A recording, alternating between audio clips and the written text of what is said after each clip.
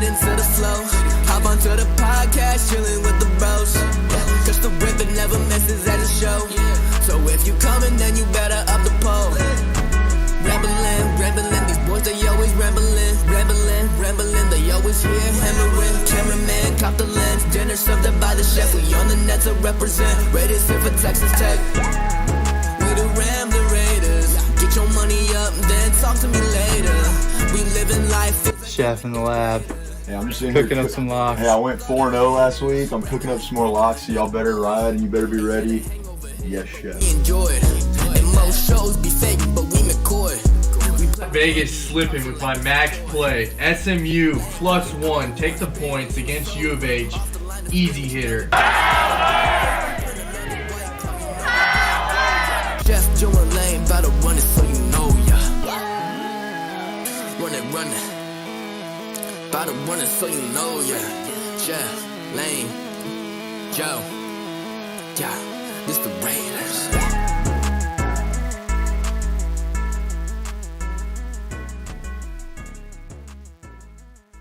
I love dubstep. Find out everything runs through. Oh my god, he on X Games mode.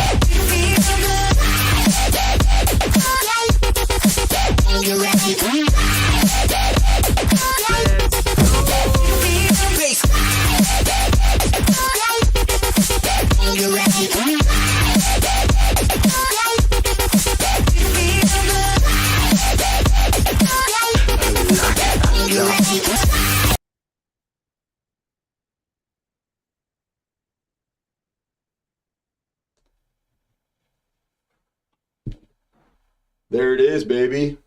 Just like that, we got another RIP episode live and well. See, we got Lane with his comp locked in for tonight's episode. Everybody get ready for this edition of the RIP through Ramblin Raiders Entertainment. What's up, boys? Welcome in. As you can see from the title of this episode, I'm going to be rocking my chef hat early and often. Texas Tech is back. Chef Nation is so back, and we're going to get into some of that. I see Joe smirking over there. The RIP, guys, for any new followers, new listeners that we have, is going to be a live stream filled with sports gambling, some Texas Tech hype, some generally questionable behavior takes, drinking, you name it. We're going to provide it for you every Wednesday around 9 o'clock, anywhere from 8 to really 10. But today's Thursday. Oh, today's Thursday, yeah. So we did it. This is why you got to follow us on social media. Thank you for pointing that out. At Ramblin Raiders on Twitter, at Ramblin Raiders on Instagram, Ramblin Raiders Podcast on Facebook, and at Ramblin Raiders on TikTok. I had to give a presentation last night that lasted a little longer than I thought it would, and it pushed us back to Thursday. So typically this is going to be on Wednesdays. If you're following us on social media, then you know it is Thursday night. So I'm your host, the Master Chef, Chef Nation, stand up. And we got Laney's Locks and our boy Big Pick Joe over there on the West Coast. Let's have it out, fellas. I'm still just surprised that your company put you in charge of a presentation. Oh, yeah. An important presentation. Oh, yeah. Hey, Hundreds Jay. of people. Hundreds of people Jay, no longer believe in our product. It's shocking, and I know Big Pick Joe would back me in saying, we would put money on you messing that up somehow, I think. Almost as shocking as a 23-point comeback. Almost as shocking. Hey, Jay, how much Alpha Brain you take before that presentation? Oh, dude, more. I mean, I'm having to reload bottles every single time I give one because, during my presentation, I go, if you excuse me, I pop one, I take a sip of water, and I'm like, let me restate that for y'all. Jay, mid-presentation, he plugs the Ramblin' and he plugs an ad for Alpha Brain. That's what I do, and I that's the problem is sometimes I get mixed up on if I'm doing a Ramblin' Raiders podcast or if I'm presenting about for my jobs. Also, why the hell can't you get us an Alpha Brain sponsorship? Dude, I've tried. Someone leave Joe Rogan a care package or something. But yeah, whether I'm plugging, the advocacy for my work or doing Ramblin' Raiders content, those wires get crossed sometimes. And next thing I know, I'm talking about how Texas Tech was able to come back against Iowa State, and all these people are sitting there going, "Wait, what are you, dude? I thought we were going to be talking about pub ed." Yes, sir. This is an education rally. Political forum. Yeah. So here we are, guys. Opening remarks to start us off. Never mind. I won't say it. Chef Nation is back. 1. And read it and weep. Suck on that. 2. I'm not one to brag. So as humbly as I can state it, it's safe to say that Texas Tech is 2-0 right now because of the Ramblin Raiders and CFB meme zone. Because of our memes. I mean, one picture Also, you're gonna started a revolution. You're gonna have to explain to me how. Go I mean, ahead, Jay. I kind of understand. Chef Nation is back, as in like you're back losing bets with Tech. No, I'm winning. back winning bets. You guys haven't been paying attention. I've been hammering. Okay, but I thought we were talking about the Iowa State game. I thought that's why you're saying Chef is Well, back. you could argue that I was back in that sense that I did my Like you hedged up. I hedged. Yeah, it was an Okay. emotional hedge. No, hey, fade. Jay. I thought you were talking about that game, not other bets. You guys want me to pull receipts? Because I will. Joe, what have you been hitting, Venmo man? receipts. I'll pull some receipts for Venmo you. receipts. And Jay, you can attribute the Texas Tech comeback to Jay's picks on what you call an emotional hedge fade. I think that's what you call it. Yeah, that's Emotional hedge fade. that's the correct terminology of what it's referred to. But yeah, go on. Okay. Yeah, no, I took my alpha brain too. Wait, sorry, say it again. I don't think the listeners caught that. I said I want to see the Venmo receipts, I don't but think also I you don't can think I attribute you can Oh. attribute the Texas Tech run we're going on to you betting on the other team. Yeah, I'll show you all $150 I'm in the hole for this 2-0 Texas Tech run. Yeah, we want to see those receipts. And then I'll also show you the receipts that Hey man, maybe just bet $10. I'll also that's the thing. Once you lay it down, you have to continue Right. the trend. And here's what people don't realize: I'll lose thousands for Tech to get in the tourney and go on an undefeated run here. Yeah, I agree. I'll do whatever it takes because that's the kind of service we provide through our gambling expertise. And you know what? I think the listeners should, if Tech does do that, reward you with paying for your ticket to the to tournament. to a tournament and maybe throwing in a +1. Lane's Who knows? Lane's Yeah, locks yeah. is making a lot of sense right now. Hey, I'll see y'all in Houston for the Final Four. Hell yeah, that's right. We're actually going to touch on that here in a second. We're going to talk about what does Tech have to do to get into the tournament at this point. I know we're only on a 2-0 run, but it feels pretty good. And necessary. it's the possibility and the belief that we have that, anything's possible. If you can get a 23-point comeback against Iowa State at home, once said, anything's possible. anything's possible. So here we are, guys. We got really off topic there. Just know, Chef Nation, if you're riding with me, we're feeling pretty good. The emotional hedge fade's obviously not hitting, but if Joe would have got back to me, we would have added on to our Unity pick record, or Unity hit record, because we hit Kansas money line. I went crazy on Championship Sunday. I was sprinkling props here, parlays there, teasers. And at the end of the day, I was sprinkling all over the place. I'm feeling good right now with Chef Nation, baby, because we hit on all of them but one. I see James Petrie in the chat. Travis Kelce over. We got robbed. That's the only one we didn't make. So, you'll live with that. Here we go, guys. Tonight's episode, here we are off the rails completely. 8 minutes into this, family program here. The RIP, Texas Tech's on a 2-0 run. Last weekend in the Big 12 SEC Challenge, which Big 12 dominates SEC in basketball. And football. Always has. Or at least Tech does. Lane said it. I mean, we show out in football at least. The dispute's over, 7-3. Ass kickings across the board. Love to see it. Tech gets it done against LSU on the road, which was nice.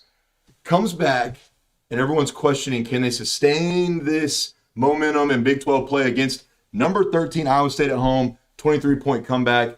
What's been the difference maker to you guys as far as what has propelled Tech to be able to finally get over the hump and find themselves in the win column back-to-back games? Locks. You want me to go first? I don't know what's changed. Something changed. Well, besides the In the fact that middle of the Iowa State game. we started that, and Sherman really is the mastermind behind it, but Texas Tech will beat LSU. They did. We said that. Texas Tech will beat Iowa State, and they did. Right. And we put that into the universe. You got to believe in the power of manifestation. Right. But Yeah, that's we what I'm did that. saying. I don't know. The LSU game, I mean, LSU's a bad team. It's a good win on the road. They do suck. I'm not sure if that's, something, you really hang your hat on. Maybe it gets us turned around, gives us a little confidence, sure. But over halfway through the Iowa State game, I mean, you're staring down a double-barrel shotgun looking at your season being absolutely blown to hell. I mean, it's weird. The season is, people are losing faith. I mean, you're down 20 before, with 15 minutes left in the half, you're down 23 points. I mean, the season looks completely derailed. Yeah. Looks horrible, and then you somehow find a way to erase a 23-point deficit in Get it done. about 12, 13 minutes and get it done. It was pretty incredible to watch, and it's astonishing because where did it come from? How did they find that? They went somewhere that a lot of teams aren't capable of doing to pull that off, and it was just pretty amazing to watch. I think Lamar Washington deserves a lot of credit, along with Jalen Tyson, in bringing the energy. I mean, those guys really got the energy going. Yeah. I think Davion Harmon, O'Banner kind of fed off that energy that they started. They started feeding off that as well late in the game. We had some leadership from some young guys. Yeah, it was pretty incredible. Joe, what do you think, man? Man, I think it was a testament to this team. And also I'll give some credit to Mark Adams, man. He tried something new, putting in Washington, putting in a lot of guys got minutes that weren't getting minutes and throughout the season. And I think it just showed this team's grit. They could have easily quit, but they continued to fight. And just credit to those guys not having to quit in the game, and they had a lot of heart in that game. Well, I think it's important to note you have Fardas out, which granted he's been out most of the season, so that's not a huge factor in this game or an indicator in this win. But Pop Isaac, a guy who's seen significant minutes, I think he's the third or fourth leading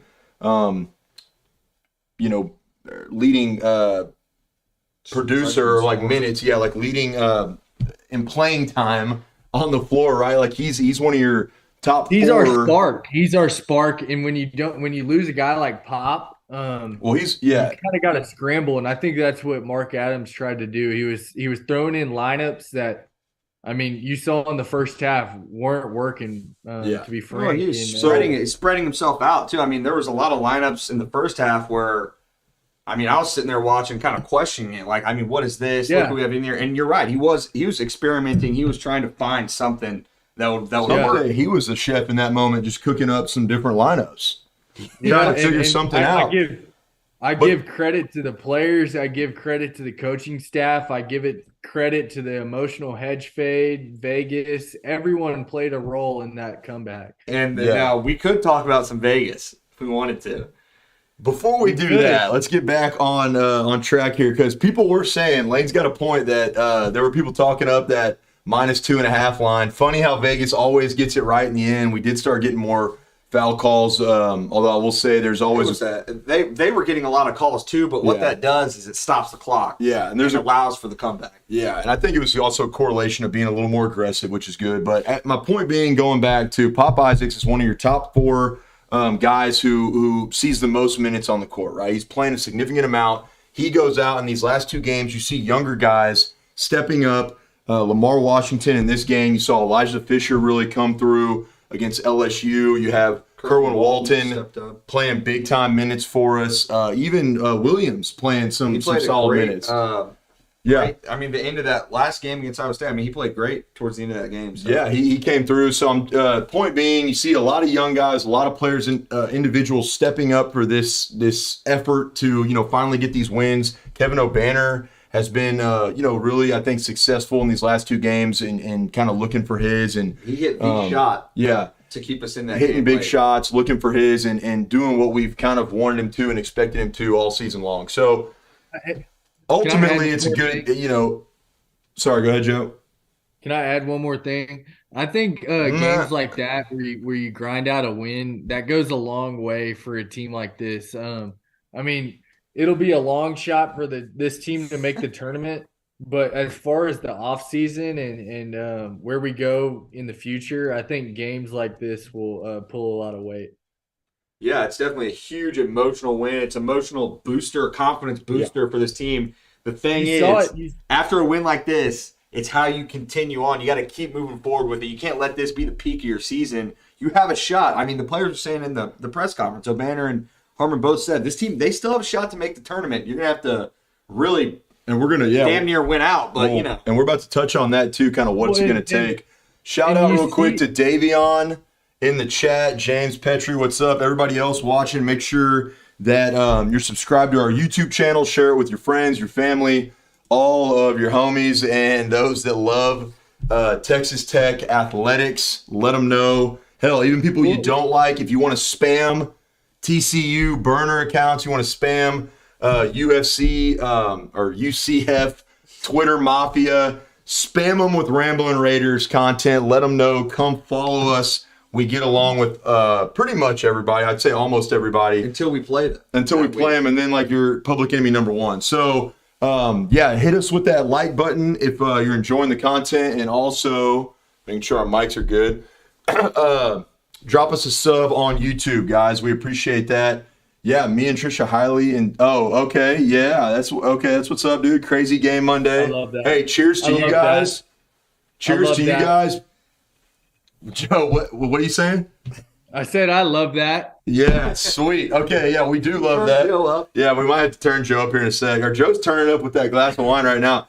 I know you guys were celebrating hardcore at the end of the game on Monday. I was getting some hilarious vids. Y'all were, just killing it, as you should after a huge dub like that. Enjoy it as a student. There's nothing better. We definitely had our share of that, during our time at Texas Tech.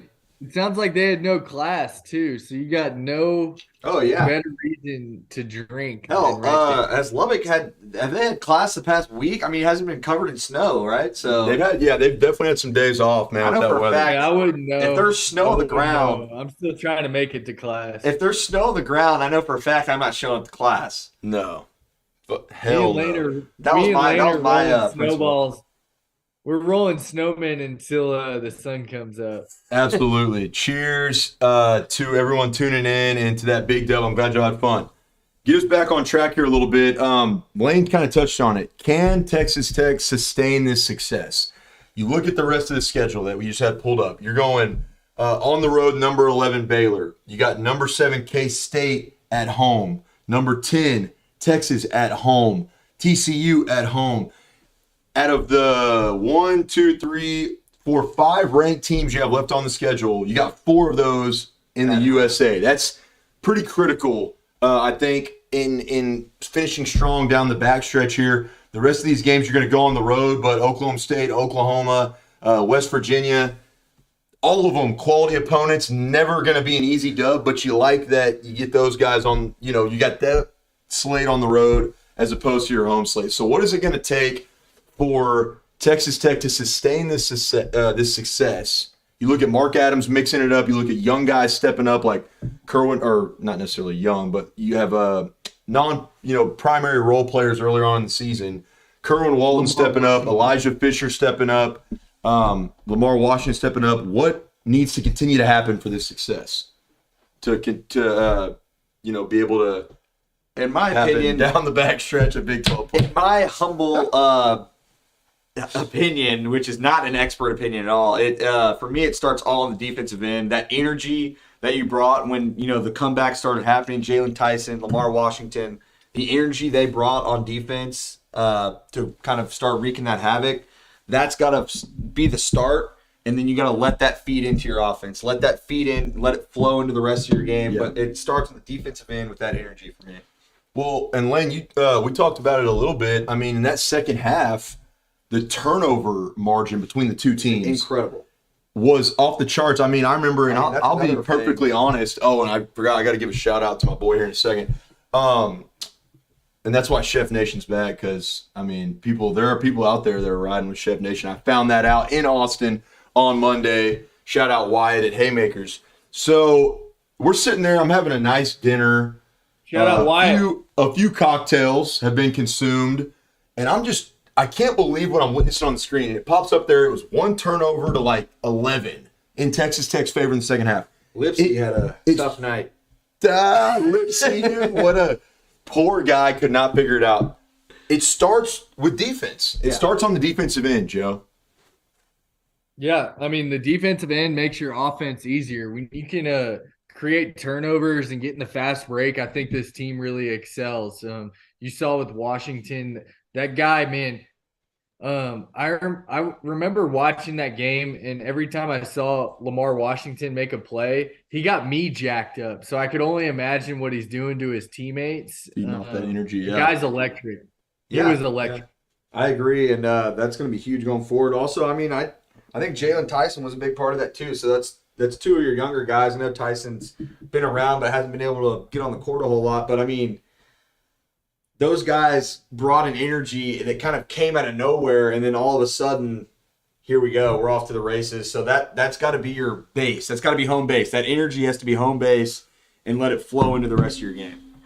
Starts on D, continue to have success, let that defense help you transition into offensive success and offensive productivity. In this 8-game losing streak. At the bottom line, just make it easier on you. This team hasn't shown to be like some high-powered offense. So anytime you can steal buckets and make it easier on yourself, that's a win for us. And it comes down to just grit. These guys are gritty. They noise from all the podcasts from us and everyone's talking, but they've just kind of sounded it out and just kept to their game. And I respect the hell out of these dudes. No, man. I mean, anytime you're looking down the barrel at a 8-0 or 0-8, I mean, 0-9 in the Big 12. Yeah, no, I think Lane said something else, but I said you're staring down the barrel, a double barrel shotgun, and your season's going to be in shambles. I think it was 0-8 or something, and then But I mean, I'm sitting there with 15 minutes left, thinking, I mean, wow, this team is just flat out done. I mean, are they going to play the rest of the year? We're going to get blown out every game. Falling apart. To immediately flipping the script. Yeah, back on that game and giving like, Texas Tech fans some hope, giving themselves some hope. Okay, so I'm thinking the emotional hedge fade is like an early retirement fund. yeah, well, I mean, if your retirement fund is being depleted at the end of every game. If this team were to quit, that's what I was getting at. Oh, okay, I got you. So there's no quitting them because they know like the emotional hedge fade. I mean, I'm not a business guy, so you got to really explain. You got to go into detail on those references, Joe. But just know the emotional hedge fade is going to continue to happen. And on top of that, Texas Tech will beat BU. Yes. That's take it to the bank. I'm going to bet against us. Everyone else bet for us because, as you know, we're on a 2-0 winning streak, and the emotional hedge fade never fails.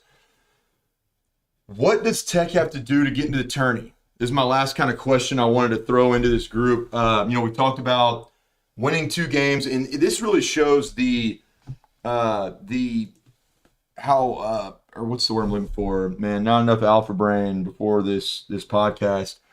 Shows the strength and the competitive level of the Big 12, that you win 1 game in the Big 12, coupled with that win against a not very great LSU. Unfortunately, Tech wasn't able to rack up any other quad 1 wins because Georgetown's terrible, and any other D1 team we played before we got to Big 12 play was awful.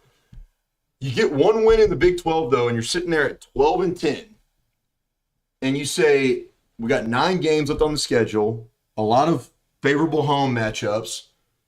What does it take to realistically get you into the tournament? I know it's still a long shot. In fact, it's a plus 2,500, let's not 3,000. It's a long shot. But looking at our schedule, there's still a chance. There's definitely still a chance. Definitely don't want to get too ahead of ourselves. We've gotten 2 wins in a row. Grand scheme of things, it's not a whole lot, but we've looked good doing it. Texas Tech will at be least the last 10 minutes of the Iowa State game. What we have to do to get in the tournament, in my opinion, is you got to win 7 to get there without the tournament, without the Big 12. Without the Big 12. Okay. Without the Big 12 tournament. This is what I wanted to hear. You got to win at least 7, and a lot of those are going to have to come against highly ranked opponents, Kansas State, Texas. You're saying you got to go 7 out of 9. You got to go 7 out of 9. Doable. Look, this is the Big 12. That's tough. To count a team out, look, I know first half of Big 12, we're not even technically, I guess now we're just now halfway, just about halfway, 1 game, give or take. Halfway in the Big 12, there's still a lot to play for because you're right. The Big 12 is so fun like that. You're never out of the fight because the Big 12 is so stacked. Right. You're never completely out of contention unless you lose like 3 in a row. We're going to really have to win. Home court is going to be huge. We have to defend home court. Texas, Kansas State, the must wins, I think, are Oklahoma State at home. Okay. I got it. I got the notepad out. You got to throw in. I think you have to beat Oklahoma State on the road as well. You're going to have to beat either West Virginia or Oklahoma on the road. And then you're going to have to beat TCU at home or Texas or Kansas State at home. Yeah. I think that's fair. I was going to say, I kind of agree with Lane. I think if you go 6 out of 9 to finish the year, you're on the bubble. You're a bubble team. At that point, you probably need to make a run. 1 win. I think if you win 6 with because that gets you to 18 if I'm not mistaken. With 1 win in the tournament at 19 wins in the Big 12, I think gets you in. I think it should get you in at least. You deserve to get in the tournament with 19 wins total going through the Big 12 schedule. 6 on the bubble, 7 you're in. I think you're in. I think 7 you're in. You're in as like a 11 seed, 9, 8 seed, whatever. So it's going to take a Herculean effort to get it done. But I agree. I mean, you got to win really all your home games except, or you can drop one. You can drop one to K-State or maybe TCU or Texas. You can drop one of those 3 big ones. Got to beat Oklahoma State at home. Have to beat either West Virginia or OU on the road. Yeah, it's going to be tough to say the least, but there's still an outside prayer, Hail Mary, that this thing could come to fruition and Texas Tech could do it. React when their backs are against the wall. They're like a rat. They are right now. They're like a rat with their back against the wall, dude. They're clawing and fighting. So and I'll say another thing that this game proved to me: this team's capable. They are capable of winning games in the Big 12 against stout competition. You lose to Kansas on debatably a missed call, kind of funky ending. Kansas at home was winnable. You take Oklahoma to overtime at home. Very winnable game. Texas on the road. You lose by 2 and you blow a second half lead that you couldn't hold on to. This team has shown stretches of being, very capable, very dangerous, dude. So it's kind of a matter of, can they come together and be consistent, dude? Be consistent, stop turning the ball over, play better defense. Yeah. Fair enough. Are we ready? Man, all this, I'm getting hyped up. I'm about to strip down right now. What I've got mapped out is you got to sweep OK State. That's huge. Yeah. Oh, yeah. I think you have to beat Oklahoma State both times. Both times. And then West Virginia, they're not that good. We should have beaten them the first time. We got to beat OK State both times, West Virginia, OU, and then you sneak one from K-State or TCU and you're in. That's my map. But the only problem is, I think, honestly, I'd rather, take my chances. I'm saying we could probably beat anybody on our schedule, but the home games to me are big. That you got to defend home court. If you do that, you have a very good shot of putting yourself in a position to be in. And don't rule out us beating Texas at home. Yeah, I'm not. That's what I'm saying. You got to defend home court. It's what makes it tough is West Virginia's on the road, Oklahoma's on the road. It's tough going on the road in the Big 12. Yeah. Yeah, nobody said it was going to be easy.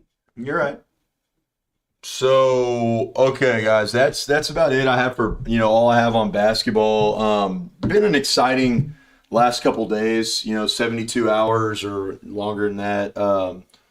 What's the next increment there? 96 hours, something like that. Someone do 24. No, 96. 96. No, 86. No, 96. I'm wrong. I don't know why I guess myself. It's been a crazy 96 hours for Texas Tech fans. I want to say a quick shout out, guys. I had a great time in Austin. I was there for a conference, but on Monday night of the game, I had someone come up at the dinner I was at. Shout out Ramblin Raiders. Said they were big fans of the podcast and of all the content that we put out through Ramblin Raiders Entertainment. We leave there, myself and a friend of mine, and we go to Haymakers, which if you haven't been, off of, I believe off MLK, or it's over there on the east side, somewhere in East Austin. A lot of cool bars, kind of some dive bars, some trendy areas over there. A lot of fun. I walk into the door. I told Lane this story, man. It was very cool. Open the door, comes around the corner. My man Wyatt drops a chef. How about that dub that we just got? And we proceeded to sit there and talk about just this team, their resiliency, being able to battle back. Shout out to Wyatt. Go see him at Haymakers. And hey, the official pregame for the Texas Tech Lady Red Raiders against the Lady Longhorns, which is coming up here soon. Actually, can you pull that up real quick, Lane? I can't remember the date where he said it was February. I want to say maybe this Saturday, actually. Anyways, the official pregame is on the east side over at Haymakers. Go see Wyatt. He's going to take care of you. It's a great bar, great vibes. Kind of gives me some Crickets, Chimmy's vibes. Do they do a schedule on there? They do not. I'll pull it up on my phone. Yeah, so I mean, great vibes. It kind of reminds me, Joe, of Crickets. It's got the pool tables. You can smoke inside cigs. Actually, that might not be true, but it felt like you could. Sounds like Jobin's place. Yeah, so it's got that Crickets vibe to it, but that's where the official pregame's at. Haymakers for the Texas Tech versus UT women's basketball game coming up here pretty soon. That's Wednesday, February 8th. Yeah, February 8th. Okay, that's what I was thinking. So it's not this weekend, but what is the 8th? Is that Wednesday? That's next Wednesday. So next Wednesday, Haymakers, get there before the game, an hour or two, have a couple cocktails, couple drinks, enjoy yourself. Moving on. Yeah, go smack Wyatt in the nuts. Why, dude? Wyatt's such a great guy. It's because Joe's he's jealous of the chef's record right now after Championship Sunday. So Wyatt, don't listen to him. I thought he knows nothing. But after Championship Sunday, I mean, I hit all of Joe's bets. They all hit. I hit Joe's and some of my own outliers too. I also hit some of my own, so it sounds like we all cleaned up. You guys got to promote yourself. I guess you guys got to be better at promoting yourselves. But yeah, no, definitely go give Wyatt a hug, man. No nut shots. Joe's just I don't know what's up with him and like genital mutilation, man.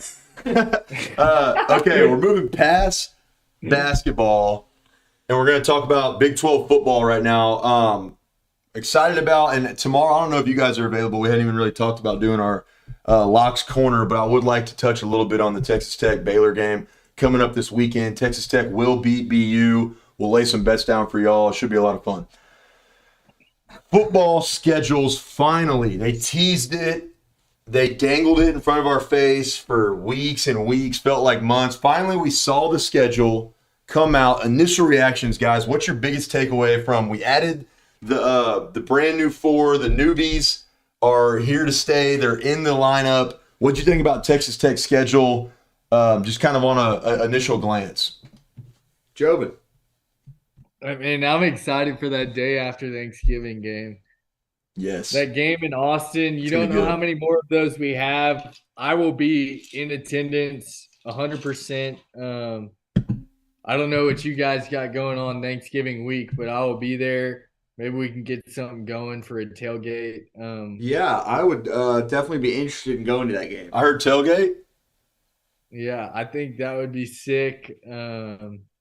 That was my first glance. I think we're going to kick Oregon's ass. The state sucks. The school sucks. Yeah. Hey, 2024, if we end up playing in Eugene, Ramblin Raiders are hitting the road and going to see Big Pick in Oregon. Yeah. Yeah, hey, and we're gonna give old Nick in Portland a knuckle. Yeah, he's gonna have to come out as well. Whoa. I don't know. My initial reaction is I'm glad we get to play U of H at home again. Mark that up as a dub. Knock on wood, we own them. That is a lock.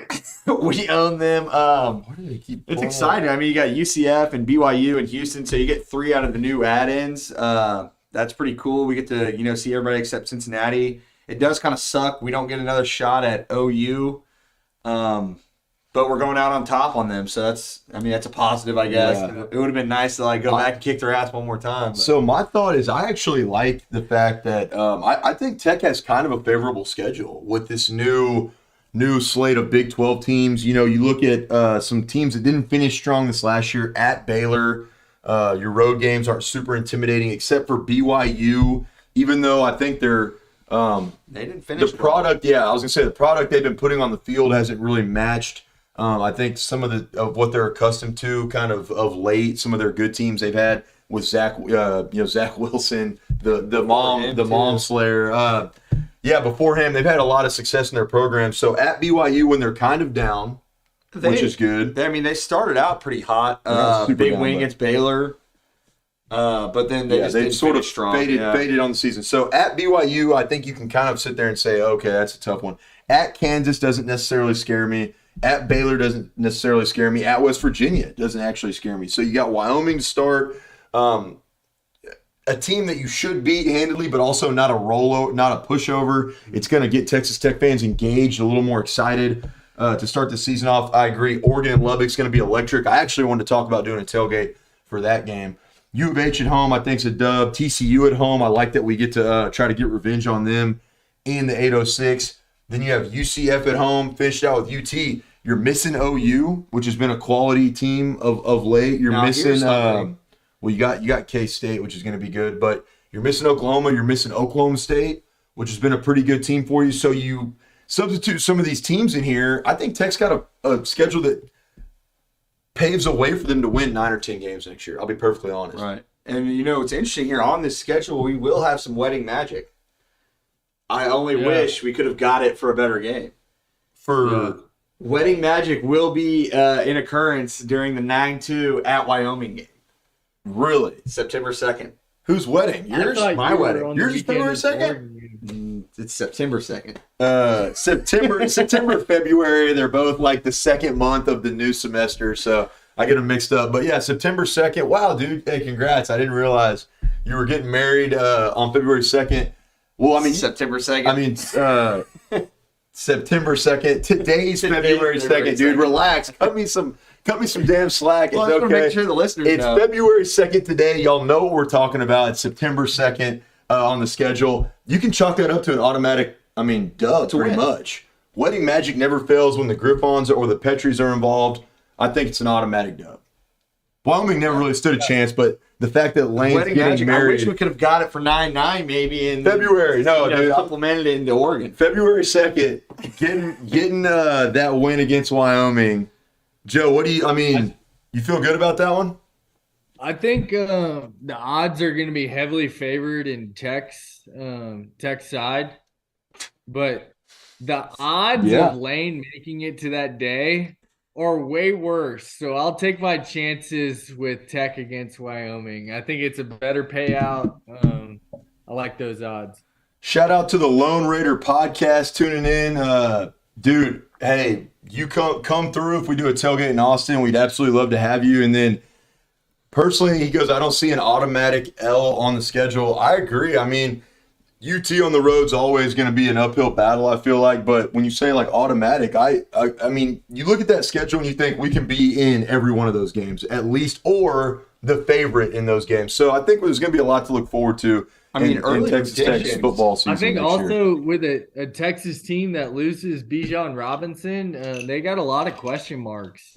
They do have a lot of question marks. Tech, we bring back our starting quarterback. We bring back a lot of pieces for sure. I'm excited for that matchup. How about traveling to Provo, man? Anybody interested in doing that?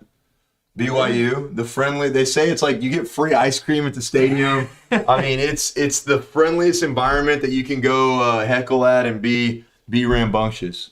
Honestly, I'd rather do a tailgate in Wyoming. Why don't we throw a tailgate in Provo and see what happens? And just invite a ton of BYU people and see how these Mormons like to get down. Which this is a good transition. So let's talk about what do we think of the new Big 12 fan bases. I don't want to say the Fantastic Four, like the new four, the Fabulous Four, the new. No, it's coming. Fuck around. The F around four, the F around gang. The new four, the newbies, new meat, freshmen. It's time for us to haze, and the freshmen. We said the freshman four right there. Time for us to haze them, give them, our rankings, right? Like who do we like? Who do we think maybe is overstepping their bounds and it's coming in too hot? BYU to me, I will say. people I've interacted with Just on nice BYU people. social media, they really are like Just a nice just people. great human beings. Like they're very nice. They're very like they don't talk a lot of trash. When they try to like refute one of your points or your arguments, they're very like systematic about it. Like they're good about like providing information and details. They're just, I mean, I got no issue with BYU, dude. They're passionate, but they do so in a very like cordial manner. When you haze them, they like it. They love it. No, they're like, hey, we're just happy to be here. Like we love this. So let's rank them, man. So what do we're y'all think ranking about the new fan base? We're ranking them based off not their like programs. It can be for kind of a sports. combination, like a programs plus fan base. Programs plus fan base. Well, because mine's going to be completely different. I mean, program wise, you got to put U of H number one where their basketball is. I think their football is better than most right now. Better than I mean, them and BYU are kind of right there. Cincy and UCF haven't really. UCF had a great stretch for a while, but have kind of fallen off since. And then Cincy, I mean, also had a good football year, but their basketball program down in the dumps right now. I'm pretty sure. Yeah, Haven't heard from them in a long time. we'll kick all their ass in baseball. Like, Yeah. So what about like their demeanor and just their social skills? I'm gonna go social interactions. social interactions. BYU number one. Yeah, BYU's pretty. They're really friendly. I like their style. I'm gonna go Cincy number two. Haven't really had a problem with a whole lot of Cincy fans lately. You And mean? this is gonna shock you guys. I'm gonna go UCF 3, U of H 4 because U of H is just ghosts. They're ghosts. They don't interact. Okay, so we have close to the same thing. UCF, I mean, yeah, they're coming in hot and talking all that shit, but at least they're talking. Here's my thing, and people are probably not going to like this comparison. I think UCF has the passion that Texas Tech, like Red Raider Nation, has, but with just worse execution.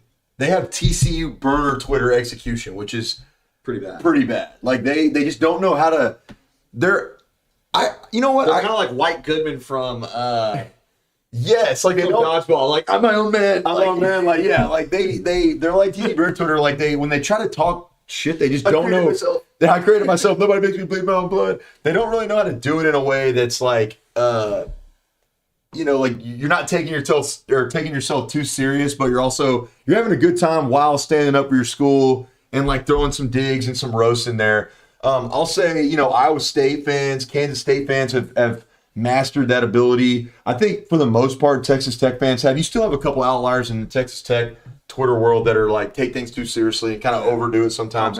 But to me, it looks like UCF, like I kind of F with UCF a little bit. I think that they're passionate. I do like that they're talking. They're trying, dude, which is, it makes it fun. It makes it fun. It makes it enjoyable. My team that I'm going to kind of throw a bomb at right now, it's just because we have a little bit of a tie-in with Tuberville. Cincy, to me, is that they're being like really quiet right now, which kind of makes me think that the minute they see success, they're going to become obnoxious as hell. Yeah. Like they're going to be like Baylor was. When Baylor finally got good at sports, they just started talking endless trash. And I feel like that's Cincy. UCF, like us, they have nothing to lose. They're coming out of the gate swinging. They're proud. Do I think they could be better at their execution? Yes.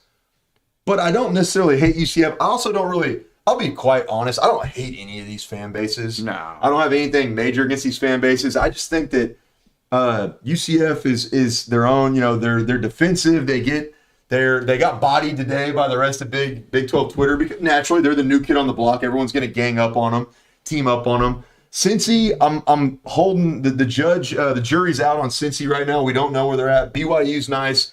U of H is just, they're not there. Like it's so hard to find U of H fans to interact with. They're a commuter school. I'm with Lane. I'm purely on the sense that and on the fact that they're not around. They're last for me. Yeah. Hey, can I get a word in? Yes, now you may. All right. My opinion on Cincy, I mean, they're losing their head coach, Luke Fickell. He just left to Wisconsin. That's why they're quiet. He was the backbone of that team. I think they have a huge drop-off coming towards them. I'm not into the Twitter crap. I think BYU Yeah, you should be, dude. It's real lame of you, man. You should use your account more and like help build our brand. I'm trying. I actually – that's another subject. We'll circle back at the team meeting. Yeah, I think BYU does have a good football program. I like UCF's football program with Gus Malzahn. Um, but I think Cincinnati takes a huge drop off without Luke Fickell. I do like that. I like that from an actual like a realistic kind of statistical slash. We're gonna look at the X's and O's and this team's leadership capabilities. I think you're right. I agree. I think in college football landscape, a coach has a lot of weight in recruiting. So I think Gus Malzahn, an ex SEC coach at Auburn, goes to UCF. He brings a lot of guys to that program. I think when you're committed to a program like Cincinnati, you're not in a. I mean, until now, you weren't in a Power Five conference. You were going to Cincinnati for your head coach. Now that he's gone, do you go to Cincinnati? I don't think so. I think U of H highly is head over shoulders over any of the rookies or the newbies or whatever you want to call them. I think U of H is way above and beyond of Cincinnati. I think UCF's right behind him. Yeah. BYU has shown to at least put out prospects. They haven't put a full season together. But I think Cincinnati's on the down spiral. Yeah, I would say I agree with you, man. UCF is one of those teams that is kind. I mean, they're a young. One thing I say is that all of our in-state rivals that talk trash to us, like TCU or Texas, maybe Baylor, but a lot of people don't realize Texas Tech was late to the game. They got a very late start, and there's some comparisons here because UCF also is a very in the grand scheme of things, a newer institution, a newer program. So they're kind of coming from behind, and you got to think they've had some success. I mean, damn, they've won New Year's Six bowl games. They've had undefeated seasons. They put success out there. So I'm interested to see how coming to the Big 12 kind of continues to propel them with a good coach and Gus Malzahn. I agree with Joe. I think that Cincy's probably taken the biggest hit. U of H comes up a little bit recruiting out of the Houston area. UCF is right there, kind of in that realm, and then BYU, you put them where you will. Yeah, I want to pose a question to you guys. Kind of it piggybacks off of this. Joe, you'll be able to. This goes into that. It's kind of who do you think is going to have the most success as a program out of all the new schools put together? Who's going to have the most success in the next 5 years? Out of the entire Big 12? Are you talking just football? No. Just the new teams in the Big 12. Out of those 4 teams, who has the most success? In just football? In everything? I mean, football, like 75% football, okay. Football, So and then football. How does everybody else do? I mean, basketball. To me, it's got to be. I think it's got to be UCF or U of H. One of those two takes the biggest step forward. Because look, it's got to be U of H. BYU. Let's be real. I'm not gonna lie. BYU's gonna get BYU dudes. Like that's y'all know BYU. You know their MO. They haven't the Stormin' Mormons. They haven't changed for the last however many years they've been in existence. They're gonna get their guys, and their guy. I mean, they can compete at a high level. Yeah. I think from a recruiting standpoint. As to Joe's credit and point, already have successful coaches or coaches that have had success in the past implemented into their programs, a part of their programs, and that cornerstone. It's got to be one of those 2 teams. I'll go ahead and say UCF. I think it's UCF. I'll say on a broad perspective, it's got to be U of H. You've seen U of H do it at the basketball court. Oh, yeah, their football team has been formidable in their conference to this point. Great parts. And then you tag along some things that people don't talk about. A world class track team. Their baseball team is very good. It's got to be U of H, but I think it should be smooth sailing for the. Sorry. Yeah, I'd agree. It's U of H. I think these teams are going to struggle, though. I think it's going to take some time. I think they're all going to struggle out of the gate. They're not going to see a whole lot of success until you get 4 or 5 years down the road.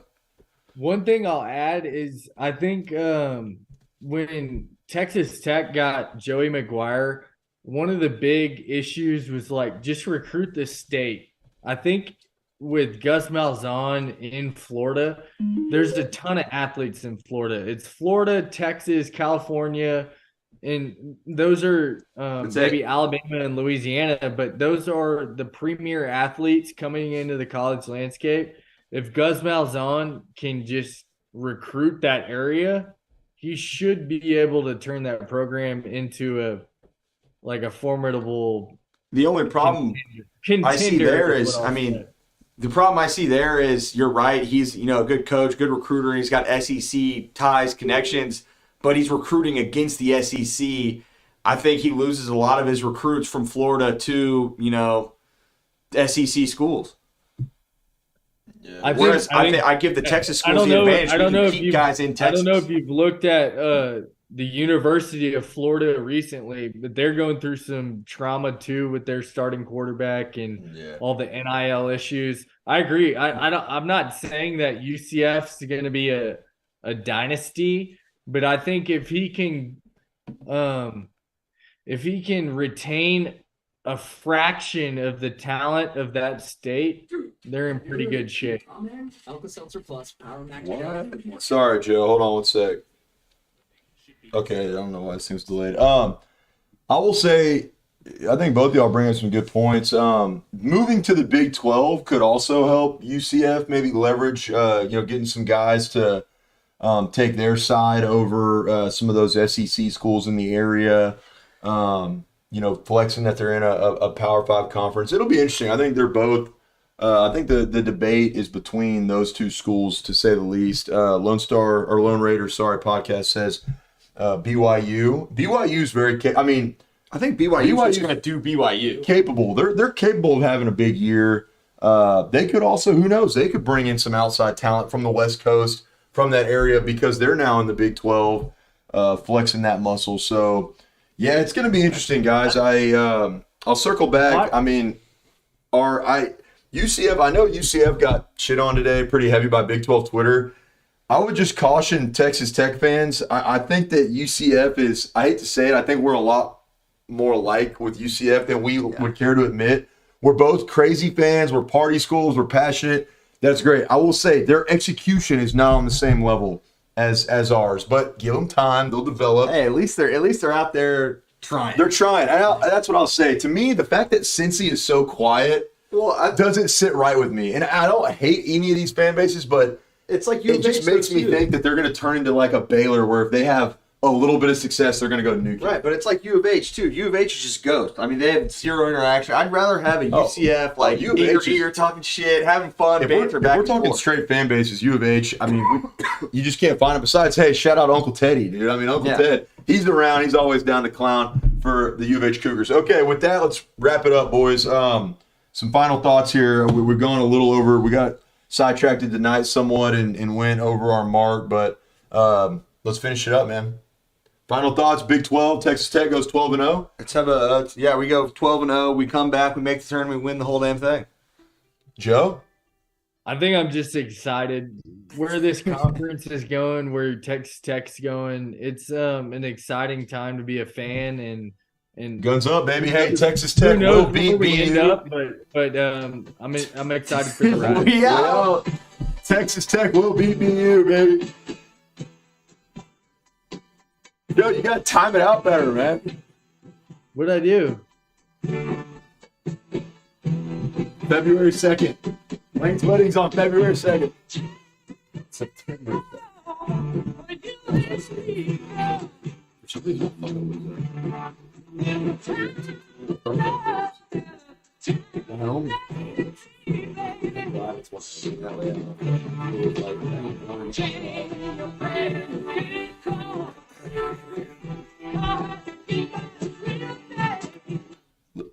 Some like beers taste half empty. Oh, I was gonna let y'all get to the chorus. With gold. Modelo Oro, treasured. What are we doing Modelo at? Wait a second. Did they actually stop me like mid? How dare you? Dude, what happened? What happened, man? I don't know. Y'all have a good one, man. Wait, no. I'm gonna give it to y'all to drop. You can't not have the drop.